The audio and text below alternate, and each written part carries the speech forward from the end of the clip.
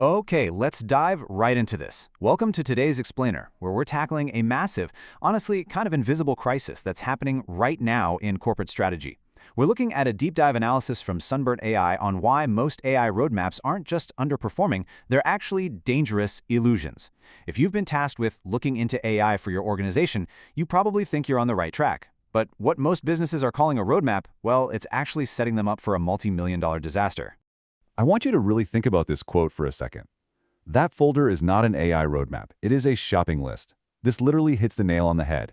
You know how it goes. You spend 6 months sitting through vendor pitches, collecting all these fancy slide decks, and stacking up competing proposals. But at the end of that whole process, do you actually have a clearer sense of what to build first? Do you know the real costs? And most importantly, do you know exactly where your client data ends up? Because if the answer is no, you don't have a strategy. You just have a really expensive shopping list. See, there's a massive disconnect between just buying tools and actually building a cohesive strategy. A shopping list is just going out, buying ChatGPT enterprise licenses and kind of chasing whatever the latest tech trend is. But a true AI strategy, that's fundamentally built on solid governance in real economics. The difference between a stalled, frustrating pilot program and an AI system that actually scales safely into production isn't about the technology you pick. It's all about that rigorous scoping conversation that happens long before you install a single piece of software. So, let's get into Section 1, Why Most AI Fails. Get this. According to the Rand Corporation, we're looking at a staggering 80% failure rate for AI projects. More than 8 out of 10 projects completely fail to deliver their expected business value. But here's the absolute critical part. 84% of those failures are driven by leadership and scoping issues, not the technology. The tech actually works. It's the crazy rush for visible results that kills the project. Discovery gets compressed, governance gets pushed to the back burner, and compliance, well, it just gets blindly assumed. And if you want to put a finer point on it, just think about this number, 147%. That is the massive rise in AI initiative abandonment between 2024 and 2025. Businesses are literally giving up faster than ever. Why? Well, an MIT study found that roughly 95% of generative AI pilots yield absolutely zero measurable return on the profit and loss statement. Installing a shiny new AI tool without a strategy might look super cool on day one, but it definitely doesn't move the needle for your CFO. Which brings us to Section 2, the $50 million deadline. Right now, honestly, a lot of professional services firms are playing fast and loose with AI. But let's fast forward a bit to December 10, 2026. That is when the Australian Privacy Act amendments officially take effect. Under these new rules, organizations are going to be legally required to explain automated decisions. That means you have to be able to explain exactly how AI was involved and exactly how personal data was used in that specific process. You can't just shrug your shoulders anymore and say, well, the AI did it. Because the potential penalty for serious non-compliance breaches, $50 million. Let that sink in. If your AI roadmap just consists of some off-the-shelf tool and you have no idea where the data inference happens or how decisions are being logged, your entire operational foundation is at risk. A sloppy AI setup simply isn't going to survive first contact with a regulator, especially when tens of millions of dollars are on the line. All right, moving on to Section 3, the 5-layer roadmap. So, what does a real sequenced plan actually look like? It has 5 non-negotiable layers. First up, workflow assessment. This is identifying what actually benefits from automation. And honestly, sometimes the best answer is not this workflow. Second is data sovereignty, meaning you know exactly which provider is processing your data. Third, governance architecture. This is building your audit trails and access controls. Fourth, economics. Basically, ditching the hype and demanding real numbers that a CFO can pressure test. And finally, change management, which is figuring out your team's escalation paths for when the AI inevitably gives you an unexpected output.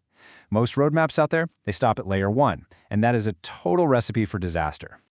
Let's talk about a real-world example from a Brisbane professional services firm so we can see this in action. They essentially had 2 paths, a 2-week quick install or an 8-week strategic turnaround. Initially, the firm brought in a consultant who hooked up an AI agent to a cloud provider in just 2 weeks. It felt like this massive quick win. Actually, scratch that. It felt like a win for about a minute. 6 months later, it turned into a total liability. It's kind of like buying a sports car without brakes. It goes really fast, right? Right up until you crash.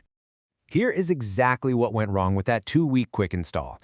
Client data was actively being processed on U.S. servers, which created a massive breach of APP8 cross-border privacy obligations. Even worse, there were zero audit trails. So when a client inevitably complained, the firm had absolutely no record of what the AI had accessed or produced. And because the staff were never properly trained on what to submit and what to hold back, team adoption stayed super low, and shadow AI just ran rampant through the office. Which leads us to Section 4, 3 steps to scale. So, how do we avoid those exact compliance disasters? Well, Sunburnt AI uses this incredibly practical methodology that just cuts right through all the tech hype. It boils down to 3 vital steps: scope, build, and enable. It's really that simple, but if you skip any of these, your AI program is absolutely going to stall or breach compliance. Let's break them down.